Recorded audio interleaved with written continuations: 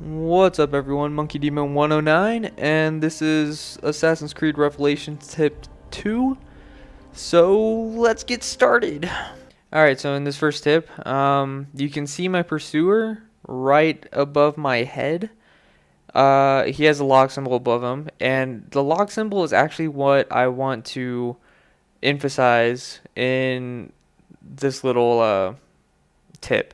So basically what's going to happen is that somebody is going to throw firecrackers. I'm not exactly sure who, but I want to focus on what happens to this lock symbol when the firecrackers are thrown. So there's a lock symbol up, and there's the firecrackers, and now the lock symbol's gone. So you got to relock.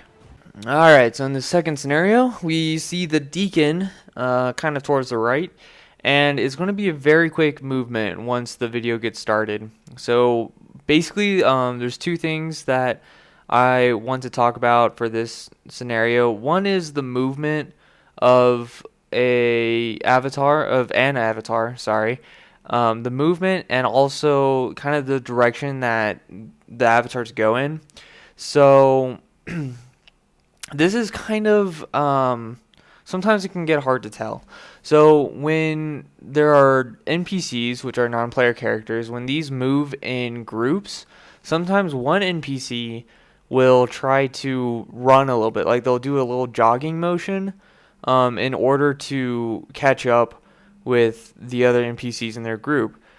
As far as individual NPCs walking go, I'm not sure if they ever do a jogging motion. So for now, I think that if you have an avatar which is jogging and is by itself, I'm pretty sure you can determine that that would be a player. Also in deathmatch, there's only one avatar that is a player around, unless if they use morph or something, which I actually did find out that you can use morph in deathmatch, and I don't have a tips in this video for it, but super useful. So playing the video, you see that little jogging motion that the deacon does, and then he makes a beeline towards me. So you want to be careful of that and just stun them when they walk straight at you. Okay, so in this scenario, I'm actually going to show you what not to do. So here was the situation before this picture, like right before this picture. I was following my target. I saw a bee above my pursuer's head, and I didn't react fast enough, or I didn't see it, or something happened to where I didn't stun. My pursuer, I guess, also didn't really notice me, so he kept walking straight, and I proceeded to go and kill my target because I figured that was more important. Now, after I killed my target, I made a 180, and I'm walking back to where I think my pursuer is. Now, you don't want to do this because the pursuer, assuming that, he turned a corner or something, so your porch is no longer highlighted, is going to come back and going to try to find you again. If they don't come back, then they might set up a trap, which is all too easy for you to fall into if you go running back straight to them. So here, I was dumb enough to go right back, and here he comes from the corner. Bam! Right in the stomach. Alright everyone, so this is a little lesson on patience. So I think, not including me, there's 5 players here in this general area. There might be a 6th one, which would be that knight in the back. But I'm not sure, and really he doesn't matter too much for this scenario. So basically what's happening is I'm hiding in a crowd. There's just a bunch of players walking around, running around, whatever. And I know that 3 of them are my pursuers. Just look at the top left corner of your screen and you'll see that.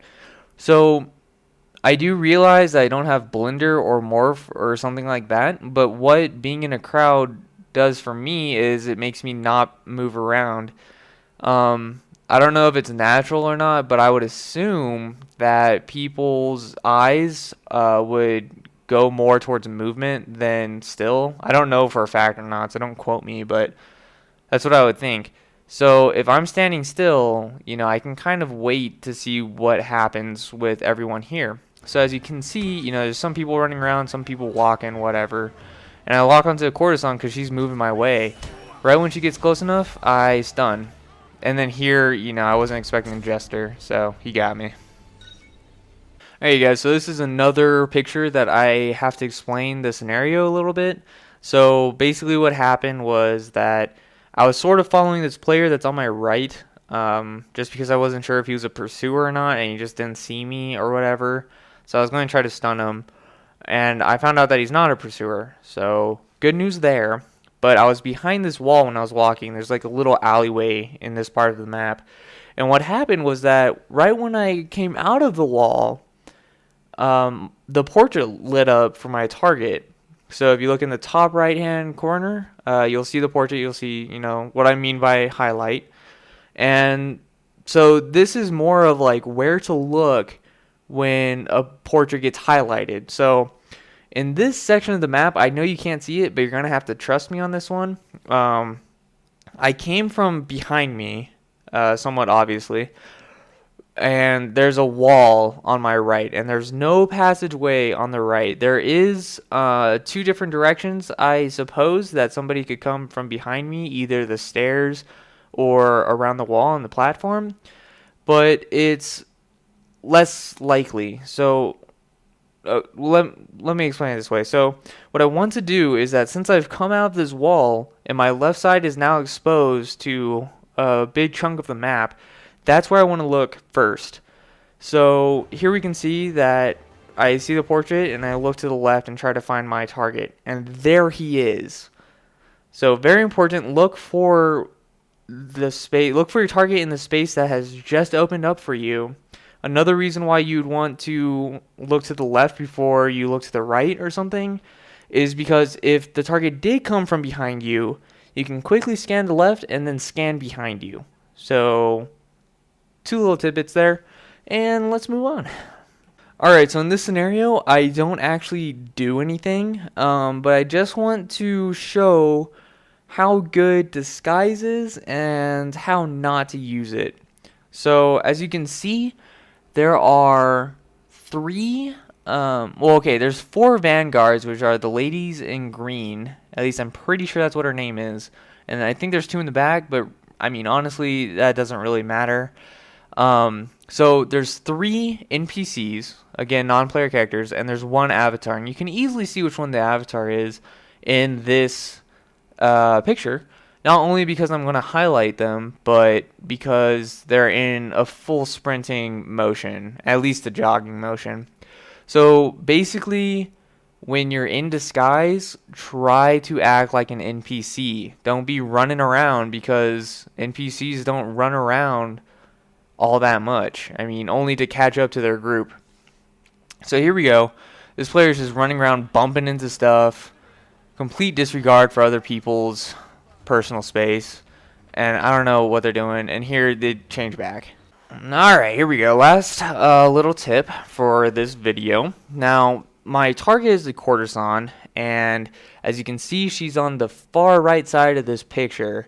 Now, the reason why I kind of just saw her by coincidence, and luckily I did see her, because if I didn't, I would have been looking at a different side of the map than what I ended up doing. But as you can see, the courtesan is pointed to the left. So that means that she's going to the space on our left. Now, we have a couple options here. We can either run down this corridor really quick and try to come behind the courtesan, or we can go to the left. Now, I don't think the video is long enough for me to be able to explain this in that amount of time, so I'm just going to explain it with the picture up. I choose left. So the reason why I would choose left is that if I choose right, okay, there's a couple different pros and cons, I guess. If you choose right, you have to run down this corridor, which makes you obvious because I believe NPCs don't go through chase breakers and don't go through alleyways and whatnot. And the fact that I'm running makes me obvious. So I would run over to the right, but then I'd have to follow the courtesan. So I'd have to hope that she's not fast walking so that I can fast walk and catch up to her. And she also has 2 pursuers on her, one being me. So this means that there's also a chance that while I'm following her, she's going to get killed by the other pursuer, which is definitely not what I want. So those are all the cons. The pro is that if I'm following behind her, it might end up that I get an incognito because I'd have to follow her for so long. But that's also, you know, I don't really care for incognitos in this game. Really, I just care about getting a kill. And if I can get silencer incognito, that's better, obviously. So anyway, moving right along, I chose left because I want to maximize my points and let other players get minimum points, right? So if I go left, it's a shorter distance to the courtesan because she's also moving that way. And that shorter distance means shorter time from me killing her, which means that her other pursuer doesn't have a chance. So let's look at this. So I looked at the right really quick, made my decision to go left. Here I'm going, and I get hit with throwing knives. I somehow stunned this guy. I don't know how that happened. Lock onto a courtesan and get the kill. Alrighty, right. So that was tips number 2. I hope everyone enjoyed it. The final score is 54-50 with 9 kills, 9 deaths. And second place was 22-50 with 6 kills and 9 deaths. And yeah, that'll do it for me. So thanks for stopping by, and have a good rest of the day or night or whatever.